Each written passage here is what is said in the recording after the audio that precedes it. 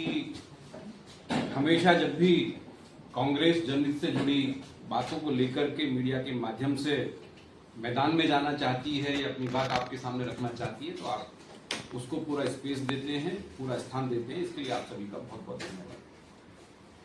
आज जिन महत्वपूर्ण विषयों को लेकर के हम आपके बीच में उपस्थित हुए हैं वो न सिर्फ इस दृष्टि से महत्वपूर्ण है कि कल हमारे जिले में देश के प्रधानमंत्री नरेंद्र मोदी जी और उत्तर प्रदेश के मुख्यमंत्री योगी आदित्यनाथ जी के द्वारा यहाँ जेवर में जो एयरपोर्ट बन रहा है उसका उद्घाटन होने जा रहा है, बल्कि कांग्रेस पार्टी और तमाम विपक्ष के नजरिए से आज की पत्रकार वार्ता इसलिए भी महत्वपूर्ण है कि जो ज्वलंत विषय, चाहे वो देश की बात हो, चाहे उत्तर प्रदेश की बात हो, चाहे गौतम बुद्ध नगर जनपद की बात हो, बहुत सारे ऐसे विषय हैं जिनको लेकर के देश के प्रधानमंत्री नरेंद्र मोदी जी और उत्तर प्रदेश के मुख्यमंत्री योगी आदित्यनाथ जी ने मौन साधा हुआ है, आंखों पे पट्टी बांधी हुई है। उन सभी विषयों पर हम आज बिंदुवार आपसे बात करना चाहते हैं। उसमें जो सबसे पहला विषय हमारा ये है कि माननीय मुख्यमंत्री जी जनपद गौतम बुद्ध नगर में लगभग 4 बार महीने में आ गए। एक महीने में 4 बार मुख्यमंत्री जी आते हैं, लेकिन एक बार भी बीते लगभग 1.5-2 साल में एक बार भी उन्होंने किसानों के किसी भी प्रतिनिधिमंडल को बुला करके वार्ता नहीं की है। किसानों की जो समस्याएं 2017 में जब समाजवादी पार्टी की सरकार गई थी, जो समस्याएं तब थी, वो समस्याएं जस की तस हैं और समस्याएं और बढ़ गई हैं। और तो और ये बहुत विचित्र बात है कि जो आंदोलनकारी किसान संघर्ष समिति के कार्यकर्ता या सामाजिक कार्यकर्ता किसानों के मुद्दों को उठा करके यदा कदा यहाँ के प्राधिकरण के अधिकारियों को, यहाँ के प्रशासनिक अधिकारियों को कटघरे में खड़ा करने का काम करते हैं और किसानों की मांगों को लेकर के संघर्ष करते हैं, उनको मुख्यमंत्री जी लखनऊ बुला करके धमकाने का काम करते हैं। और विचित्र बात है, उत्तर प्रदेश का मुखिया जनपद में 4-4 बार महीने में आ जाए, और इस जिले में बहुत बार ऐसा हुआ है कि एक ही समय में जब मुख्यमंत्री जी हमारे जिले में हैं तो 6 से 7 जगह किसानों के धरने चल रहे हैं। तो आप एयरपोर्ट का उद्घाटन करने आ रहे हैं, अच्छी बात है, विकास होना चाहिए, एयरपोर्ट बनना चाहिए, सब काम होना चाहिए, लेकिन किसानों की छाती पर पांव रख करके आप एयरपोर्ट बनाएंगे, आप जहाज उड़ाएंगे, तो मैं नहीं समझता राजनीतिक दृष्टि से भी, सामाजिक दृष्टि से भी और मानवीय दृष्टिकोण से भी सही बात है। आपने सैकड़ों गांवों को प्रारूप तैयार किया है, उसमें बहुत सारे गांवों को आपने विस्थापित भी किया है, लेकिन आज 500-600 साल पुराने जो लोग निवासी थे अपने गांव में, उनको आपने विस्थापित कर दिया और उनकी जो मांगे थी उनको पूरा किए बगैर, उनका समाधान किए बगैर आप एयरपोर्ट बनाए जा रहे हैं, एयरपोर्ट का भ्रमण कर रहे हैं, अपने मुंह मियां मुट्ठू बनने का काम कर रहे हैं। मैं नहीं समझता कि देश के अन्नदाता किसान के प्रति आपके मन में थोड़ी भी संवेदना है। यहां किसानों की आबादी के मामले हो, आबादी व्यवस्थापन के मामले हो, 6% 10% के प्लॉटों की बात हो, ग्रेटर नोएडा वेस्ट में पूरा का पूरा ग्रुप हाउसिंग आपके बिल्डरों ने इस नाम पे बेच दिया कि यहाँ मेट्रो आने वाली है और लोगों ने खरीदा। नौकरी पेशा वाले लोग हैं, बजट में काम करने वाले लोग हैं, थोड़ा लो बजट लोग हैं, उन्होंने लोन लेकर के वहां फ्लैट खरीदे, मालिकाना आज तक नहीं मिला, और जिनको मिला है वो परेशान हो रहे हैं कि मेट्रो तो छोड़िए, आप पब्लिक ट्रांसपोर्ट नहीं है आपके इतने बड़े क्लस्टर में, इतने बड़े शहर में, जहां लाखों लोग रोजाना नोएडा, ग्रेटर नोएडा, दिल्ली, गुड़गांव, गाजियाबाद नौकरी करने जाते हैं। आप एयरपोर्ट बनाइए, आप जहाज उड़ाइए, लेकिन वो लाखों लोगों की आबादी का क्या, जिस आबादी के बीच से होकर के रोजाना आप महीने में 4 बार आते हो और उनकी सुध आप लेते नहीं। पब्लिक ट्रांसपोर्ट नहीं है, मेट्रो के नाम पे पूरा इलाका आपने बेच दिया, मेट्रो आज तक वहां आई नहीं।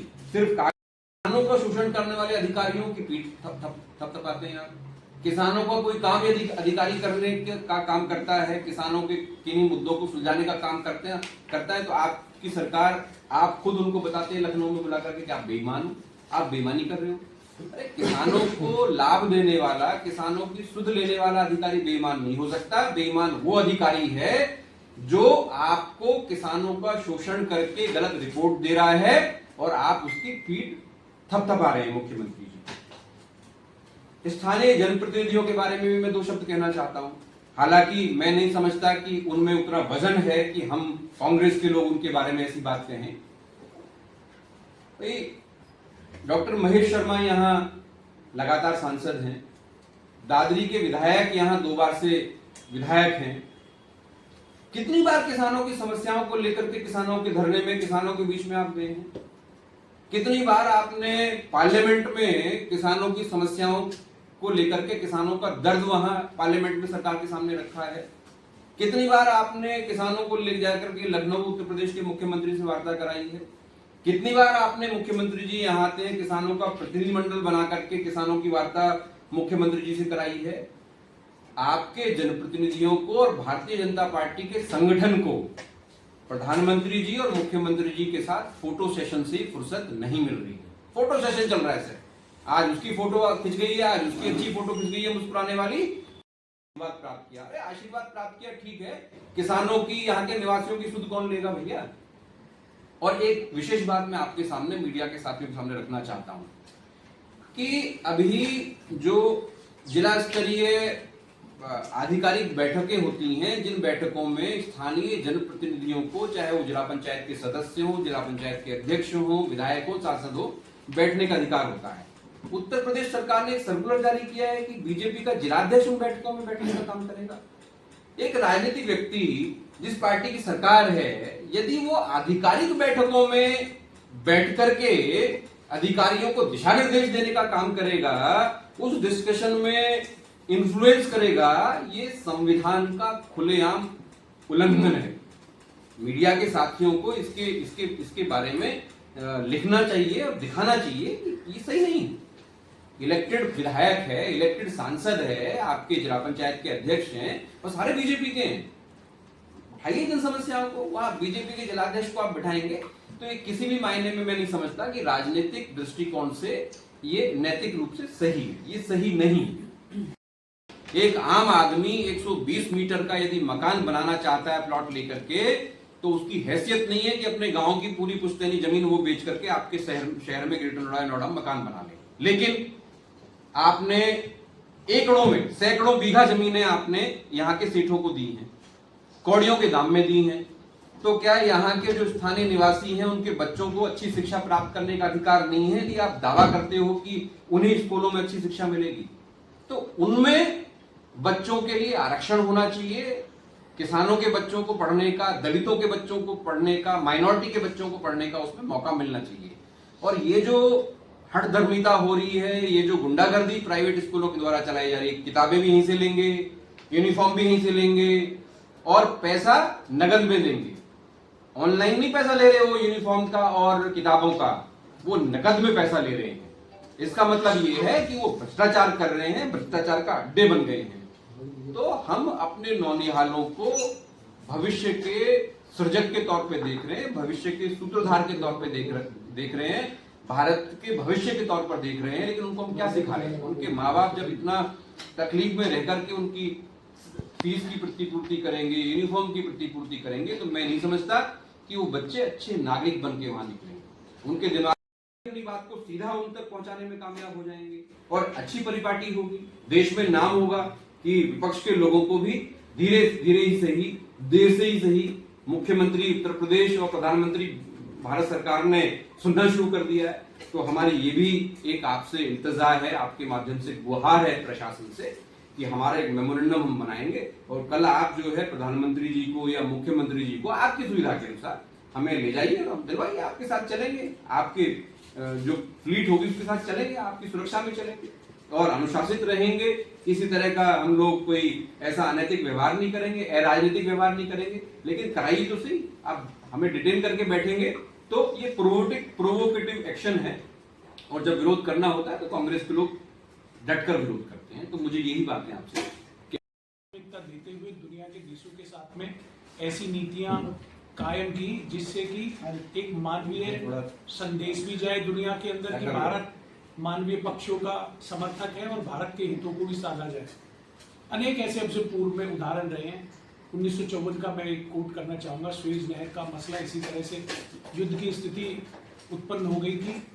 पंडित जवाहरलाल नेहरू ने उस मैटर को सॉल्व कराया और खाड़ी देशों में शांति बहाली की।